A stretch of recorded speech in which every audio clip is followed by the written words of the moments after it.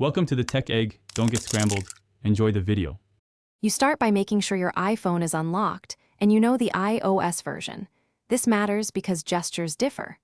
Once done, place your thumb or finger at the correct top edge and swipe down to open Notification Center. Use Top Center for Face ID devices and Top Left for Touch ID style devices.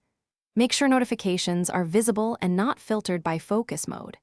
If prompted, authenticate with Face ID, Touch ID, or passcode so you can access recent and cleared items for the next steps. You now look for cleared or hidden alerts by interacting directly with groups and controls. Long press a notification group or tap edit to reveal app details and actions. This can surface recent cleared items tied to that app.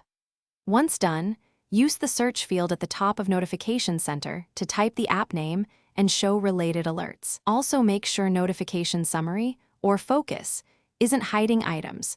Toggle those off temporarily to let cleared alerts reappear in the center for recovery.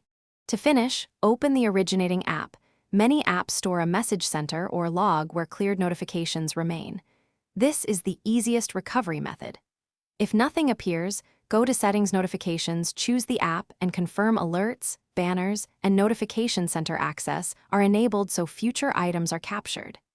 If items still seem missing, restart the phone, toggle focus modes off, then reopen Notification Center. That often forces the system to resync notifications.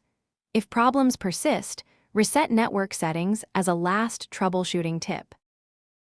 Thanks for watching. Consider subscribing if I helped unscramble your problems.